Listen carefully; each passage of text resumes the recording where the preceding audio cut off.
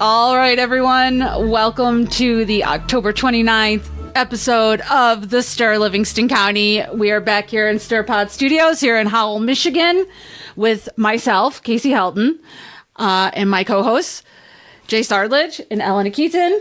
And as you can see here, we have a very special guest. This is John King. Yeah. The legendary voice of Livingston County for the last, gosh, I don't want to make you sound too old or anything, man. 20 years. 20 years. 21 years. Yeah. Yes. Yeah. So last week on the Stir, we had the mayor of Howell, Bob Ellis, on our show. Yeah. And now we have John King on our show. I feel like we are going legit here at our podcast. Downhill. But but I'll accept your judgment. No. We are so excited that you're here today. This is a real treat. Definitely. So just to give a little bit of information about John, for the people who live under a rock in Livingston County and maybe have never seen or heard this man before, I don't know how that's possible. But like I said, John has been a journalist for more than 35 years, including 20 out here in Livingston County? 20 years, 21 years. Okay. April of 2002 is when I began. Out here in Livingston, as a radio. Yeah, radio. I became the news director at WHMI April of 2002. Yeah, because I remember I worked for the Livingston Daily Press and Argus back in the early 2000s. I left in I think it was 2003, and I remember, we were both kind of journalists at that time. We were almost kind of competitors, but not really, because it was a different medium. But we were, though, to the extent that, it's such a different time, and I know we're going to talk about that a little bit. But I will say that back in those days, my day started with I would come in early and I would get my copy of the Livingston County Daily Press and Argus, and I would open it up. And I would look through, remember papers? And I would read it, and I would look through, and it would be like, all right, got that story. Oh, I missed that. Why did we miss that? And it was a competition, and to the betterment of the community that there was a competition. Competition Absolutely. Is good. Yes. Yeah, it is. It was in the sense of it upped our game, and I felt like as we became more of news focused, that there was a competition, and to get that story first and get it right, and that's good. That's friendly competition, absolutely. Yeah. We sharpened one another's skills in both mediums, right. For sure. Those were kind of the golden years of journalism out here in the county. But like you said, we're going to talk a little more about that. Just a few other things about John. He's past president of the Michigan Associated Press Media Editors Association. In 2021, he won Best Investigative Story winner from the Michigan Association of Broadcasters. He's faculty at Cleary University. He's on the board of directors for the Livingston Diversity Council. And as if all of that wasn't enough, I don't know where you find the time, but you also you're a children's book author. You wrote a children's book called Ishkadoodle, which is available on Amazon and at our local booksellers, I think. It is, yes. As well. Right. And,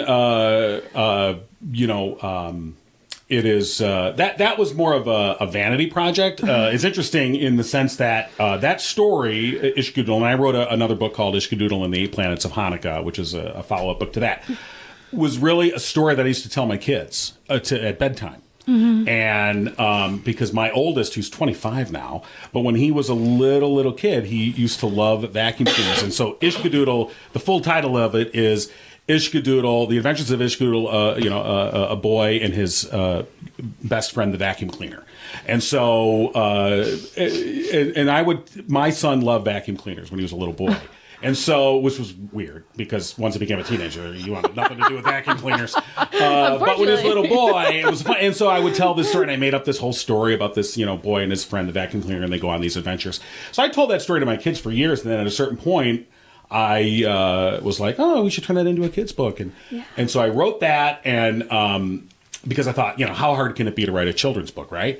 And then I learned that it's actually very hard. Mm-hmm. And I gained great newfound respect for people who write books, children's books that you think are real easy, and you think, oh, I could do that. And it's like, yeah, once you sit down and do it, you realize how hard it is to do it well and do it right. So I'm glad I did that, and it was fun. But like, the thing I came out of that with was like, this is not my milieu, So anyway, I bought it for my nephews, and they really liked it. It was a fun thing, but yeah, that's I did it and done. That's great. That's great. Well,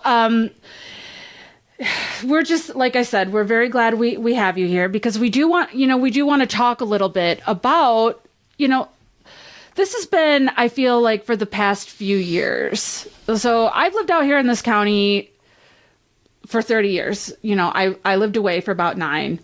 But so I have I was telling my husband last night, between the two of us, we're almost 50, both of us. We've seen changes throughout our time. Ella, don't giggle. But like we're old. We're so old. But no, I've lived most of my life out here in this county. And so when you've lived here as long as we have, Jace, you're newer to the area. You're from South Lyon, but like in the county. Close enough. But we've had some, there's things that are really changing out here, and it feels like they're changing quickly. Yeah. Especially in this county, the dynamics are changing, and some of it for the better, and some of it not so much for the better. And I kind of did want to talk about like how I've heard you refer to in previous. You've been interviewed in the past, specifically when you had your departure from WHMI, and we'll get into that in a little bit. But you referred to the idea of a news desert. Mm-hmm. In local journal. And a news desert is this idea that journalism, no matter whether it's broadcast or print, is considered the fourth estate. Okay. That's kind of what it's called. It's to hold our representative, elected officials accountable, right? It's our voice. It's the voice of the people, and it's a watchdog. It's a lot of things. And we, at some point, we did have a really robust media infrastructure out here in Livingston County through, like I said, both print and broadcast, and we would strengthen each other in that way. We talked about that, but so much of that has changed like in the last 10 years. So the Livingston Daily Press and Argus, which I used to work for, was owned by Hometown Newspapers, which was a small company that was bought out by Gannett, which is one of the largest corporate media conglomerates in the world.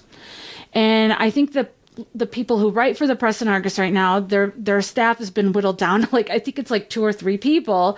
And I think the women it's mostly women reporters. I think there's 2 or 3 of them. They do a really good job with the resources that they have, but it's nothing compared to what our news organization was at the Press and Argus when we were a daily newspaper, fully funded under Phil Power and Hometown, which is the company that used to own the Press and Argus.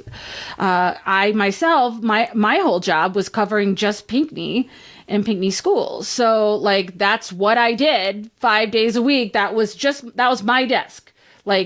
Whatever happened in Pinckney was my desk. And by covering Pinckney on a regular basis, you developed relationships and you had institutional memory about what went on. In other words, they could rely on you to know from meeting to meeting to meeting what was being discussed and what was going on.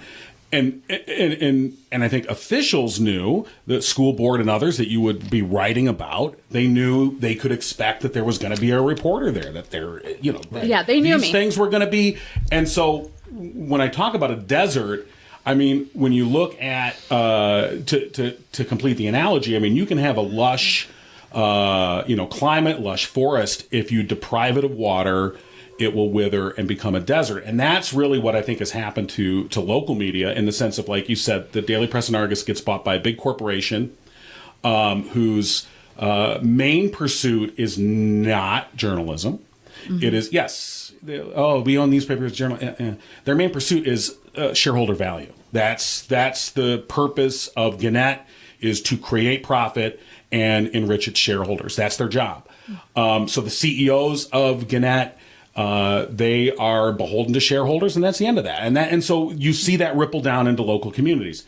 It's the same with the radio station, previously owned, locally owned, and then bought by a more corporate entity. Mm-hmm. And it's the same thing in the sense of, you said there's, and I know a couple of the reporters at the Press and Argus now, great journalists. Yeah. They work hard, and people will knock them, and it's not fair. But the resources have completely dwindled down. They're not necessarily full time. They're working only a few days a week. And you see that with other media as well. I don't even know where their offices are, because the office. They inhabit a single office in the Brighton Chamber of Commerce. Oh, okay. And I think they do it. And again, I'm only saying this, like, they are working under incredible stress and doing a great job. Yeah. But the day to day, like, so if I've read some great stories, and they've done some good stuff, but it's hit or miss, and there's just not enough of it. No. And there's not, what gets lost is the beat coverage, which is what you were talking about, is that there's not the regular, consistent coverage of local governments. Mm-hmm. And to the extent that we talk about a fourth estate, I mean, the press is the only non-governmental institution that's mentioned in the Constitution. Right. That's why it's called the fourth estate. And so, there is a vital purpose for the press, and it is to hold the government accountable. And we're in Livingston County and in communities across this country where there used to be multiple media outlets. There are now either just far less or just none. So this is a national problem as well. I mean, this is happening on a national scale as well as local. It absolutely is. I mean, Gannett is a prime example of when they come in and they buy up all these papers, there are far less newspapers now than there were 10 years ago that were under Gannett. They've just simply closed them or consolidated them. And really, when those companies were bought out, and I mean, I had already left the newspaper when Gannett bought it.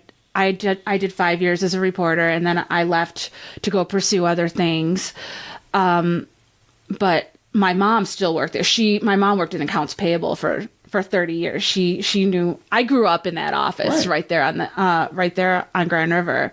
I used to walk there when I was a kid home from school, not home from school, but to visit my mom. And I saw, because my mother was still employed there, I saw the burden that it really put on people who had dedicated their lives to that institution for decades. And a lot of really good news people, like Maria Stewart, they were let go. And Maria's colleague, Maria's co-editor, Buddy Morehouse as well. Maria used to be my editor. Mm-hmm. And I think what you're seeing now is that, and I mean, this has been going on for a while, but like, these voices still haven't gone away. You've got what you're working on right now, which is Mike and John Got It Going On. We're going to talk just in a minute about what happened to you. I keep saying that, but we will get to it. But you took your departure from WHMI and you turned it into something completely your own. And you stayed in that gap, which I really admire you for. You're a very resilient person, and that is one of the things about you that I do really find so admirable about you. And also, I say that about Maria Stewart too, with the Livingston Post.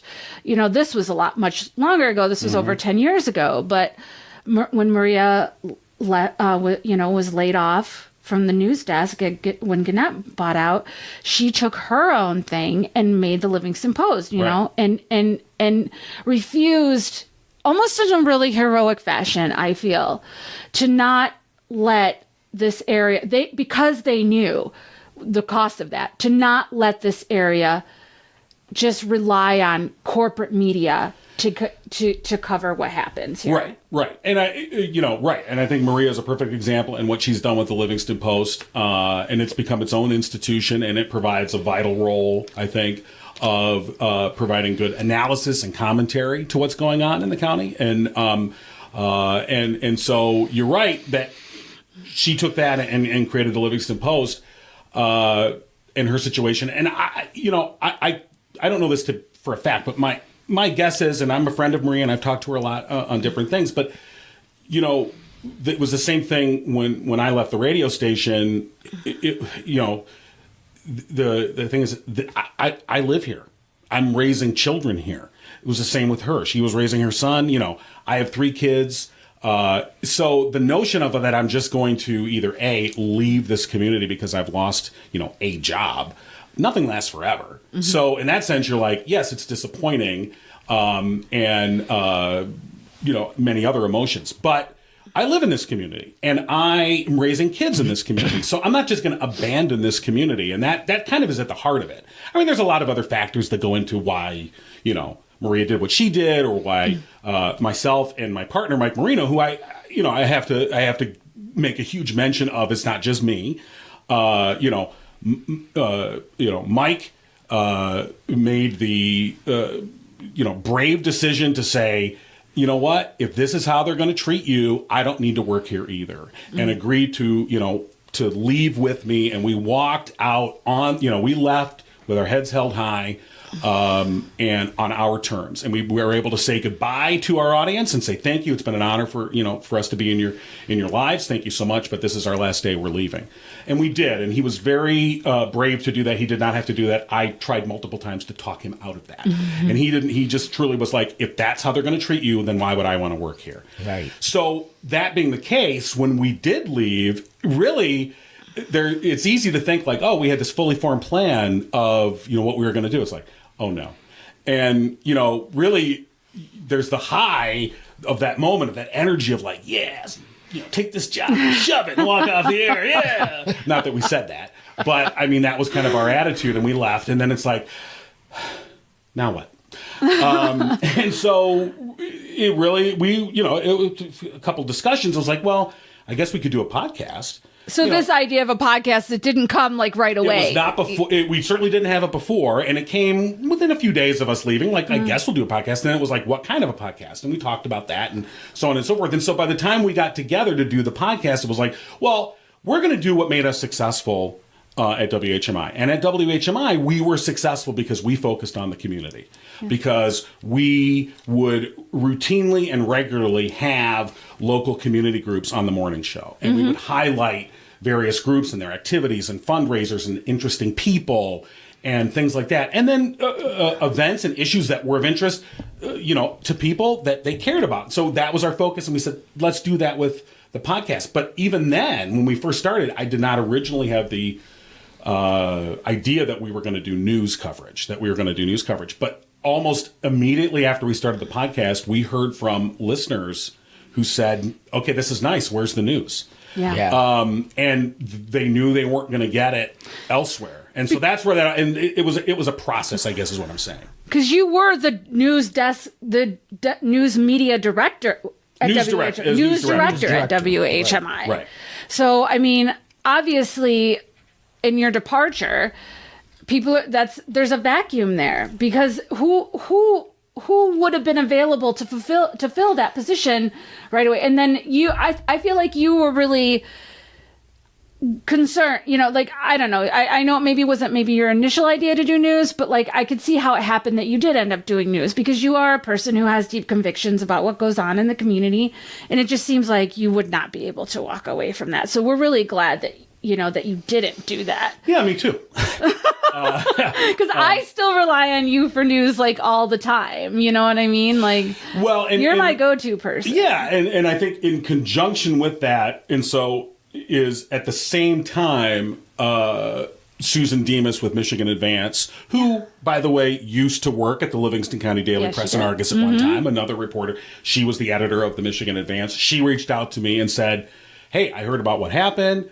I really appreciate your work. Would you like to do some freelance stuff with us? And I said, well, yeah, absolutely. So those things all, and so really within 2 weeks of me leaving the radio station, I was already doing freelance stuff for Michigan Advance. We had just started the podcast, and then pretty quickly after we started the podcast, I started doing news coverage there. So again, it was a bit of a process, but I also have to, say hats off. I have, a lot of gratitude towards Susan and what Michigan Advance did to reach out and say, hey, here's another opportunity for you to do. And I continue to freelance for them and have been able to do some excellent work. And I don't mean like, oh, my work is so excellent. I just mean that the issues that we're able to cover, the things that we're able to do, that's what I appreciate. It's the true work of a journalist to be able to look at all sides of a story. And really, what I think the other part of that news desert we were talking about is you can report what happened, okay? Yeah. It's the important part of it is the context of why it happened. And that's where good journalism, that's the difference between being a reporter and being a journalist. Right. And just in generally speaking. And so for many years, I did not refer to myself as a journalist. I referred to myself as a reporter. I was a news director of the radio station, and I was a reporter. That's how I saw myself. And I'm not denigrating being a reporter at all. It's a very important job. I think where journalism comes into reporting is when you do provide the context. It is to dig a little bit deeper and provide the listener / viewer / reader the context of why this decision was made. Right. Why is this happening? If you don't do that, then it's a disservice. And I think this is where a lot of corporate run media is not journalistic in nature. It is a recitation of it's essentially a recitation of what happened. It's not much better than reading the meeting minutes. Well, in order to get that context, you need to have bringing this back around full circle, but you need to have reporters that are familiar with the whole part of the community, not just what happens at a singular meeting. You know what I mean? You need people who have that context, from experience. And you build relationships. Yes. Look, for 20 years as the news director of WHMI, I built relationships with a variety of individuals, elected officials and others, Democrats and Republicans, conservatives and progressives, whoever. And time again, I was able to demonstrate to folks that if something was said to me off the record, it was off the record. You have to build that bridge. Right. Yeah. You have to build that trust. And I did for 20 years. And in fact, I had a number of people reach out to me after the situation with the radio station who were astounded at the notion. They were like, I don't understand. It was a huge upset. It was huge. I mean, it was major news. But the notion that somehow I was let go because I had some bias. And these people were, and I'm talking about elected Republicans who reached out to me and said, I didn't know you were biased. What are they talking about? Because they knew through the years I built relationships with these individuals and would report stories, and they could tell me things off the record and it would stay off the record and so on and so forth. Well, the people, I don't mean to interrupt, but really I followed what happened to you very closely. And from what I could tell, the people who were complaining about bias were the people who didn't want those blanks filled in to begin with, because they were quite indefensible on their face from so one of the attacks against you was that your bias was rooted in they made complaints against the LGBTQ community out here. And they were saying some really nasty things. The people who were fighting hard for your ouster. And I'm just going to come out and say it because you can find it online. They came out and said this on their own, that they were actively campaigning to get you fired. People like Larry Parsons, people like Jennifer Smith, who's the current chair of the Livingston County Republican Party. They bragged about this this campaign to get you fired. Well, you know what they are. They're liars. Well, they didn't lie about this. They were actually doing that. Like, they were proud of it. Yes. And what was upsetting them How is can that someone that lies so much be complaining about bias, though? well, that's an interesting question. You know, it's so specific to that. What really, look, you mentioned earlier that I'm on the Livingston County Diversity Council, Yeah. a board member. I've proudly been involved with the Diversity Council for years. I've been on the board for 2, going on 3 years. You know, one of the things that we did when I was on the Diversity Council, there's a book called I Am Jazz, very famous book. It's a children's book, tells the story of Jazz, you know, young child who came out as trans. And we did a project involving local officials and local, you know, celebrities, so to speak, and others, where we read this book for the Diversity Council. We each read a portion of this book. They made a YouTube video, and it was about acceptance. It was about trans awareness and trans acceptance. And when this video came out, by the way, this video came out, and it was only about 6 months later that suddenly I began to see a lot of online things. You mentioned a particular individual, Larry Parsons, and who began to take that and then say, if you are reading this book, if you are making a YouTube video where you're reading portions of a children's book about being trans, then you are a pedophile. And it was you talk about lies, it was a straight up connection. It wasn't some subtle inference. It was a straight up, if you are in support of trans individuals, you're a pedophile, plain and simple. And this began online as a campaign. Yeah. Mm-hmm. Not just against me, but others that took part in this. They call them and groomers. Right. I've been called a groomer. Jace has been called a groomer. Right. We've all been called this term groomers just because we support people like our friends who are members I've of been called that yet. Well, I mean, that's because I'm the one being groomed. well, I mean, it's all a joke, really, because what it is just a way to intimidate and silence people from showing their support and alliance for people who are a part of the LGBTQ community. And one of them, John, which I haven't mentioned here, but one of them is your son. Right. You are the father of a trans son. Is that right? Yeah, absolutely. And when my son came out to us, and really came out to his siblings first, and then to us. I mean, this was a process. I was very open minded and very pro LGBTQ, but there's so much I didn't know. And when your kid comes out to you and says, and it's, I went through a process that I think a lot of parents go through, which is this a fad? Is this, what is this? What is it? Right. And I don't want to get into the specific details of my child, but I will say this. It wasn't long before I realized that my child was hurting. And my child was not only just unhappy, but was miserable, and that they were coming to me as a parent and really asking, "Can you help me not be miserable?" And I think any parent has to. I'm always amazed by parents who don't. When that realization came out, that I realized my child is miserable, and that they are telling me something, I need to listen. And so I did listen to my child, and we did go through a process. And again, when we talk about lies, we talk about trans healthcare. And the lies that, you would have, and we're talking about, these aren't just the unaffiliated lies that are just all over the social media and who knows who's saying them. I mean, we're talking about things that are coming from official, and let's be honest, Republican sources that are pushing this narrative of that, teachers are just randomly providing trans health care to children. I mean, this is the most ridiculous thing, or that kids are being convinced to be trans. And I'm like, the most preposterous thing I could not imagine. And so my lived personal experience through my child was something that, I'm supporting my child in their in their journey.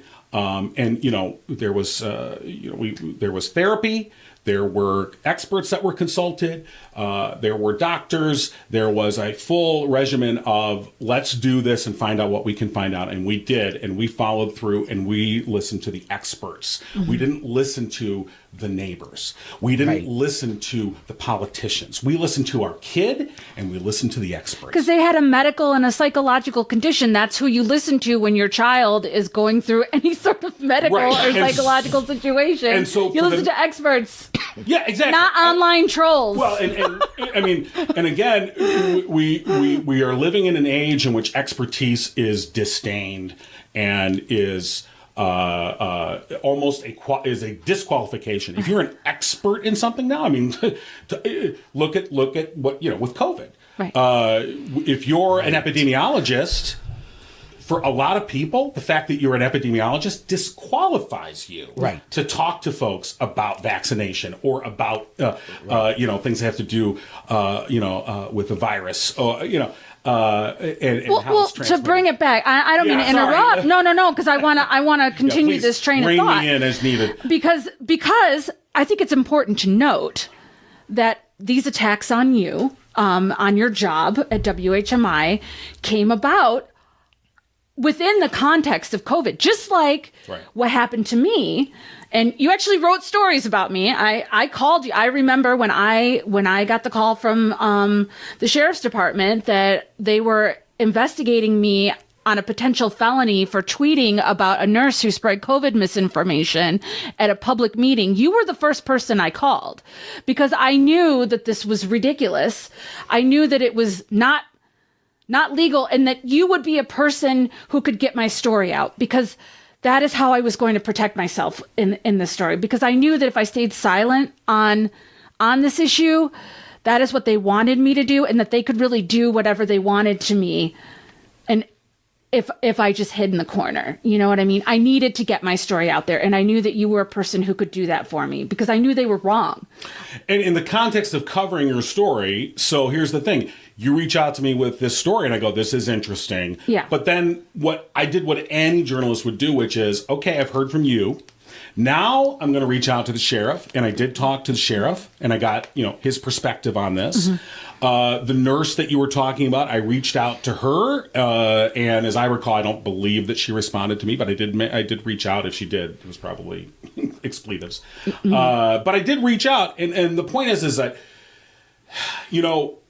again, reporting a story, is it is a matter of making sure you get all the perspectives. Where I think sometimes things go haywire is that there's the notion of a story is fair, quote unquote, if I talk to you and I get your soundbite, and then I talk to the sheriff and I get his soundbite, and I go, here's a story. Your soundbite, his soundbite, done. It's fair and balanced. It's not fair. And so, yes, I provided two different perspectives, but this goes back to what I was talking about before. It's the context is where things go. People go, whoa, why are you bringing that up? So if you talk about, in the notion of that particular story or any other story where you say, well, the accusation was made in this case, but why wouldn't it be made in this case? In other words, if an elected official acts a particular way in one instance, but then acts contrary in a different instance, this is context that needs to be provided of why would you act one way with one person and another way with another person if the situation is similar? And so this is where the context comes into it. That's actually kind of what I was trying to get at, is that the fact that this did take place during COVID, when we were losing 1.1 million people, in this, I don't know how many people died in Michigan of COVID. Do you know any of the numbers on that? It was a lot. In the county, I think it was 500, 400, something like that. And then, worldwide, millions of people died of COVID. And there were decisions on a local level that were being made, like at the county board, around COVID, and even continue to be made even as of a couple of weeks ago, or last week, I think. We could talk about that in a minute. But what I'm trying to say is, and maybe I'm not saying this right, but there the complaints about I Am Jazz and your views on LGBTQ and all of this stuff, it's a distraction, as it always is, because it was taking place in the midst of a time when people did not want the full story on what was going on here in COVID talked about. They didn't want context with that. No, not because of what the county board was doing. Right. Not only did they not want context, they only wanted a particular narrative only. Yeah, that resonated with them. Exactly. And I please. also think when you talk about this, you talk about context. I think laziness plays a lot of part in a lot of people.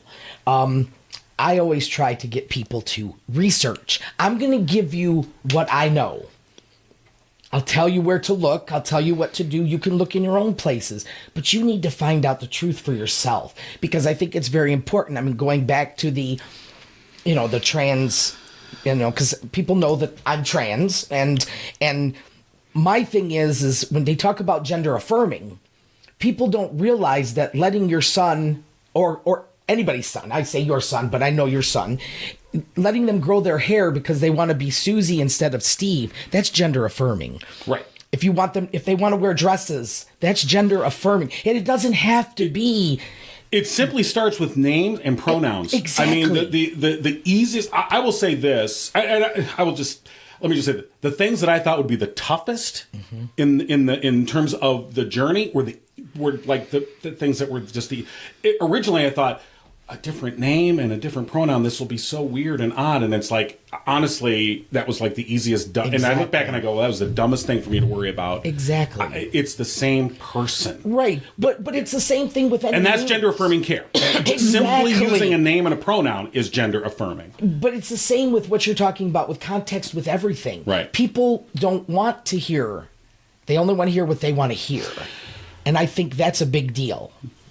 Absolutely. And I think, to the extent that, when we think about the stories that are big now, that are in headlines now. Yeah, I want to talk about that. yeah. Like, what are a couple headlines going on now that are interesting to you? You alluded to earlier about the county commission, and just last week, the county board of commissioners voted not unanimously, which in this county is actually quite a story when you don't get an unanimous vote on an all Republican board. I had it predicted right. I said 6-3, and that's exactly what happened. And so, but they created this health advisory board, which was, proposed by Commissioner Nakagiri. That its entire purpose is very clear. If you read the documents, it is to basically provide a mechanism by which decisions that the health department makes can be disputed if they're not agreed to. And so, yes, please. Talk about this a little bit, because I was actually at that board meeting. Oh. Yeah. Tell us. Yeah, so I actually had to leave right in the middle of the discussion for this because Let's only runs so late. Oh, you got there by bus. Yes. Okay. Yes. But so I was there. One of the complaints that the other Republicans that were not Wes had was that this decision referenced a board of health which actually didn't exist. So Wes Nakagiri made like a policy, a resolution to interact with a government body that doesn't exist. And that was one of the things that the other Republicans on the board had a problem with. Right. I mean, specifically, you had, and again, Commissioners Dave Domas, not known for his progressive liberal leanings, Jay Gross and Martin Smith object to the resolution. Smith calling the proposal, quote, a document based on fear and mistrust. And then you had Matt Bolang, the director of the county health department. I mean, this is the person that you have hired and appointed to run your county health department, and Matt has been with the health department for many years. Yeah. They tried to hold up his appointment for a long time, and then finally they were like, "I guess we'll appoint him." And then and I think this quote has a lot to think. He says, I think you all have good intentions in mind with this, but this is how it affects the staff of my department. I worry about some of the outcomes of this committee. Should the recommendations of the committee not align with recommendations from our resources in our department? I worry what the outcome is. Should the Board of Commissioners desire one set of actions? What does that discussion look like? What I think Mr. Bowling, and I'm completely supposing here. I don't have any special view into his mind, but those words to me are him expressing concern that, again, you have this appointed board of experts who Wes, by the way, Mr. Nakagiri says Experts. He knows, have them all lined up. Oh, I'm sure He wouldn't name who they are. I'm sure Holly Austin has probably been asked. He would not name who they are. And but one of the conditions was that one of the things that's listed is that you be somebody who is part of the quote unquote medical freedom movement. Okay. Now this goes into the whole COVID discussion, which we could be bogged down on that for a long time. But the point of all this is that we have this committee that's created to basically second guess the health department. And you need not look any farther than Ottawa County to see what happens when you basically disdain expertise and you find ways to basically ignore your medical experts. Right. And so that's what this is created to do. And, I want to throw out we have a reporter that is working for us part-time, Leah Craig, who was able to cover that story, and she's covered it well. We have limited resources. I'll say that at GIGO. I can't cover everything like we used to be able to cover. I don't have a staff of reporters. Yeah. And I have other things and jobs and whatever. So the point is that this is where the news desert part of this comes in. So fortunately, we were able to cover that story, but there have been other stories of other things that have gone on at the county commission that we've not necessarily been able to cover because we're just not there. And you're just one organization. Right. Again, when I was at the paper, there was a reporter, their whole job was to cover the county board of commissioners and other county related news. So there's a vacuum of accountability there because they know that they can get away with this behavior because nobody is going to try to really hold them accountable for it.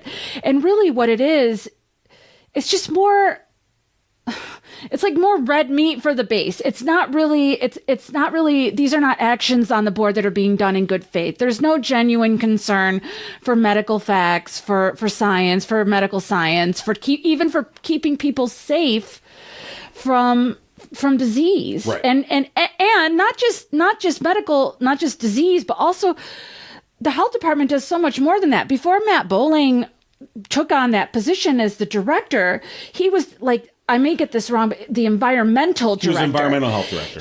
A lot of people don't know this about Matt Bowling, but he was basically like the Aaron Brockovich of Livingston County. There was a trichloroethylene plume over near Diamond Chrome Plating, which is not very far from here at all, where I live, right at the very end of Mason Road. And he was just diligent about, getting the word out to people that there's this plume and you need to get tested. And the board never even acknowledged that. You know what I mean? They just wanted to demonize him for I still don't really understand why. And they are intent on making this an adversarial relationship with him, which doesn't serve anybody in the public, I don't feel. You know what I mean? Well, the whole idea of a medical freedom movement is the notion that when the health department says you need to wear a mask. I mean, let's go back to the pandemic and we think about that time. You're right. I mean, we have hundreds of Livingston County residents were lost, tens of thousands of Michigan residents were lost, and more than 1 million Americans were lost in this pandemic. And you have health departments who, in Livingston County being one of them, who are making mask recommendations. Please wear a mask in this instance where we're, and the state has, obviously is putting these things down as well. And then vaccinations. Once the vaccine became available, this is really where, you have this complete confluence of you can't tell us what to do. And the point is it's like, it's the entire idea of what it is to live in a community. And it's like, you're right. I cannot make you get a vaccine and I can't make you wear a mask, But I can say, as a community, we can say, if you're not going to wear a mask, then maybe you should not be in a crowded place. Maybe you should not be in a school setting. And then with vaccinations, so on and so forth. And so the notion that we had these, scientifically, orders, scientifically backed notions of like, this is how we're going to try and deal with this public health crisis. And yes, in retrospect, we can look back and say, okay, maybe masks, weren't the best idea, but we can all Monday morning quarterback. Right, but it's the idea that somehow because the public health officials didn't get it exactly right, 100% right out of the gate on a worldwide global pandemic of a completely new nature, that we then are supposed to just, completely ignore all health advice. And right. so, And I mean, the vaccines are the things that are enabling us to all sit in this room Right. today Look, and be. I recently, I contracted COVID for the first time about a month ago. Okay. And it was the first time I'd ever had it. And I had mild symptoms, very mild symptoms. I tested. My wife tested at one point, and she said, "Well, it was the first time she had it too. She tested positive. Oh my god!" So she isolates in our house, and I tested negative. Okay, great. Yeah. And then I tested again 48 hours later. I tested negative. I have mild symptoms, very mild. Like it's just a cold. Yeah. I mean, you don't. I had it once too. Right. And so I tested twice negative, and then my kid woke up and said, I don't feel good. And we said, all right, well, since we have an individual in the house that's already tested positive, even though they're isolating, let's just be safe. Let's test. I tested my kid. They tested positive. I said, okay, well, you're staying home.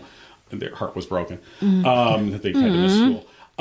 And I then took another test that morning, and I just tested the night before negative. I took a test that morning, and I tested positive.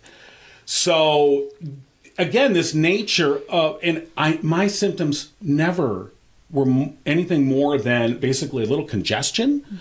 I never developed a serious cough. And so You didn't have to go in the I didn't have to go hospital. in the hospital. And people go, well, see, it's not that bad of a disease. And you go, No, they don't "Nope, understand." You're missing the point. I'm vaccinated and fully boosted. Right. And more, the reason why my symptoms were mild, the reason why was because of that. And it's avoiding hospitalizations and not overburdening the healthcare system with hospitalizations. That's what we owe our gratitude to vaccines for that. It's vaccines that made that happen, not science deniers, not people who don't mask, not people who deny the science. Right. It's a purposeful disinformation that's been put out there about vaccines and masks and the pandemic. And it's that lack of reporting. It's that news desert, so to speak, and that corporate-based media that doesn't provide you the context. So in other words, we have a large number of people, not just in this county, but in this country, who really believe that, or at least have some sort of a general belief that if you contract COVID after getting the vaccination, that means the vaccination was a failure. And it's a complete misunderstanding of what a vaccination is. Yeah. And how Because there's no works. context. There's no context. No context. And when So, they use that as an example, they're basically like cherry picking, right? yes, absolutely. And let's be honest, there's a whole other aspect to this, and I know we're running short of time, but there's a whole other aspect, and that is that people are making money off of the disinformation. And I don't know why. That's one thing why it doesn't make sense to me when I listen to right wingers like talk about this. Like they talk always about corporate complain about media. corporate interests. They complain about. They don't corporate talk about all the interests so people who have gotten money and fame off of spreading the misinformation that could kill them. Like it doesn't seem to compute to them that there are grifters who have made money off of the information that they consume. I mean, all you got to do is look at Twitter right now. Look at Elon. Look at Pobasek. Look at all of these people. What's the guy with the big head? Big what? Head. Big head? The big head. There's so many big heads out there. I don't know. Is Right it me? winger with the big head. Yeah, but I listen. No, I you know, listen to them what's his complain name? about- Big head guy. I don't know. He's got a lot of followers and things. But these people, they spread misinformation, and they've made quite money and a name for themselves in the process. Right, and so to sort of try and stand someone on track here, talking about the state of media and journalism. Yeah. You know, this is the fracturing of, you know, one of the courses I teach at Cleary University. It's called Discourse and Delivery. It's a media literacy course, and you know, in that course, I talk to students about the fracturing of our media in terms of when you go back to a time when there were a minimum amount of gatekeepers in terms of information that was able to get to the public. You had the networks, you had ABC, CBS, NBC. I mean, if you go back to the 60s and 70s, 50s, 60s, 70s, 80s, you know, where you had a limited number of gatekeepers who were in charge of getting information to the public, and they were generally all trusted. They weren't. Yeah. If you were somebody that was I'm an NBC guy, and you were another person that I'm a CBS guy, they were pretty much seeing the same story. Yeah. I mean, there Right. wasn't a difference between these stories.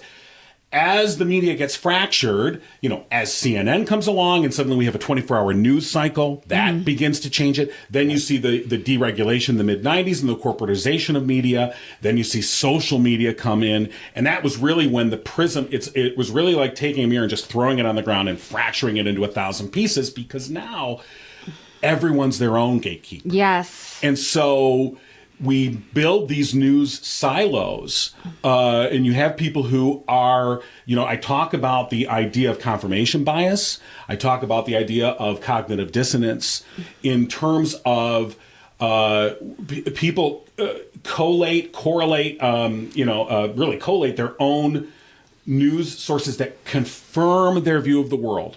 Right. And so if you're someone who's very ultra right-wing conservative, there are certain news places that you're going to pull from, and that's all. And anything else, you don't want to hear about it. You just don't want to hear about Right. it. And if you're very much on the to the left, leftists, you're going to do the same thing. And to a certain extent, we all do this with social media. We create our news silo that confirms our own particular biases, and even the idea of acknowledging that fact, you will have people that don't really even want to acknowledge that. In that.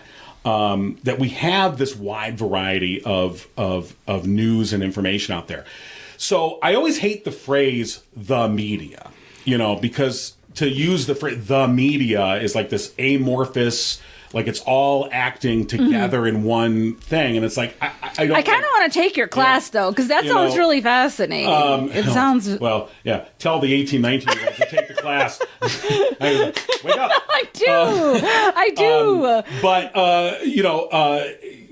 so you know, the idea that again, that we are responsible for. So Jace, you mentioned about doing your research. I mean, we heard that phrase all through the pandemic. Oh, I did my research, and you're like, well, did you though? Right. I mean, Right. yes, you went to your trusted confirmation biased website, Right. and it provided you the information that you already feel was true, and you've ignored what doesn't fit that. And so to the idea that there is great journalism that's being done out there, okay, on a variety of things. You have to find it. You have to find it. And you have to, and it has to be trusted. And the whole idea of being a journalistic enterprise is that you put those journalistic practices into play of providing context, of making sure that all the different angles are being covered. And this is something that gets lost. This is where one of the key things I say to students too is about what's a trusted journalistic source.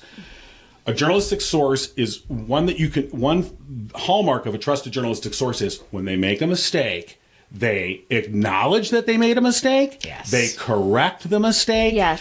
And they don't make that same mistake again. Okay.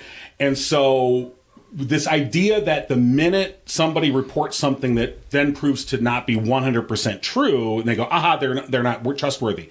No, how do they handle it? Right. Do they redact? Do they redact? Issue a do they correction? change? Do they, and look, there are some, media outlets that we know don't. They simply don't either don't acknowledge that they made a mistake, or something that's just so overtly wrong just suddenly disappears. Right. So this is where I think that people, to try and get back to that original point of a news desert, it's not just that there are less people, less resources that are covering stories.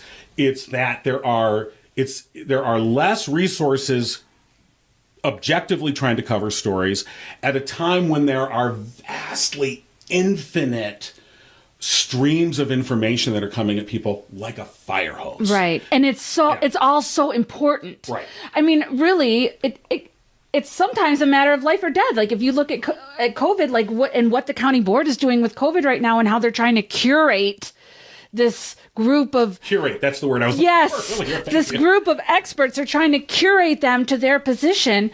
These are people's, what happened? What's the next pandemic going to look like? How can, these could be real life or death issues, right. And they are not taking it seriously. There's nothing serious about what they're doing.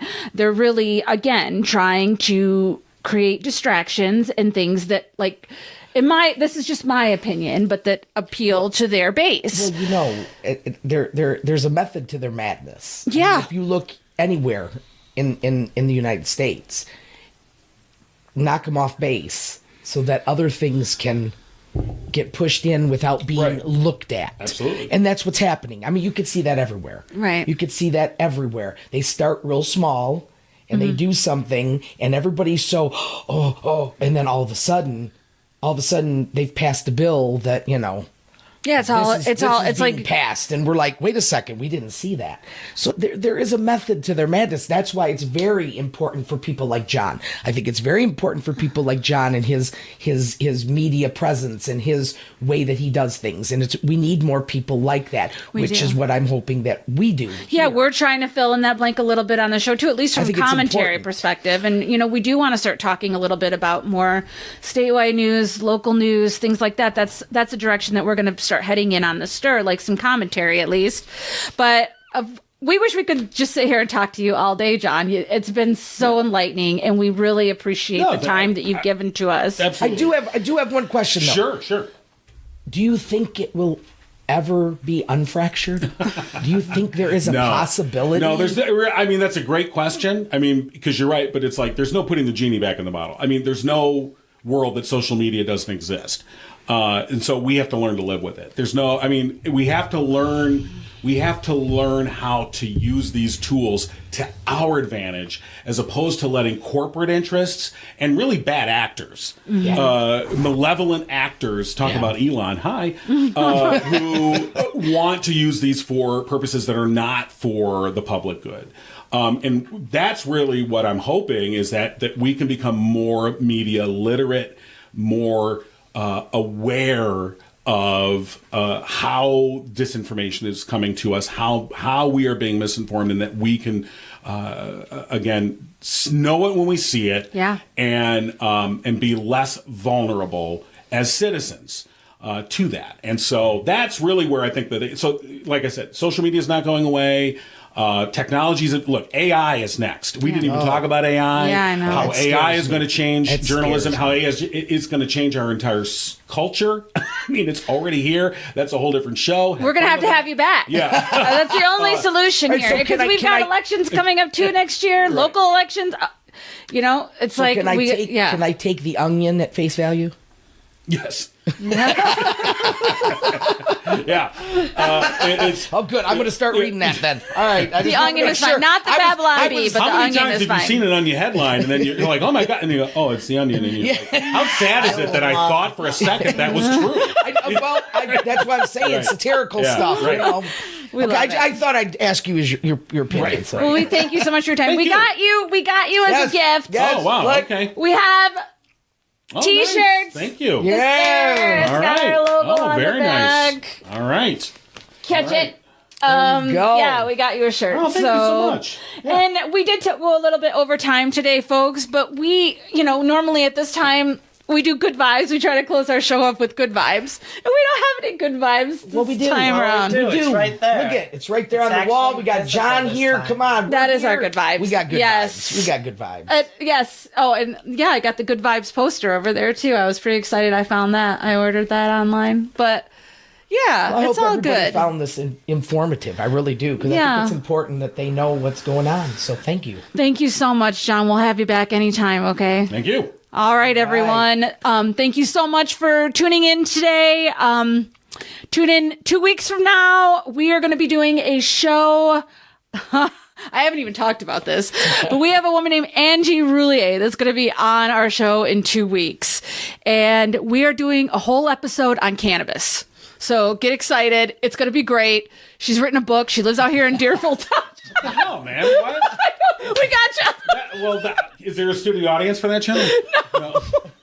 I know. Well, you know what? It is gonna be really good. So Angie's a local. She's written a book about cannabis, the stigmas around cannabis and medical use. It's gonna be awesome. So tune in 2 weeks from now. Thank you so much, everyone. Have a great week, and we'll see you later. Peace. Peace out. Peace out.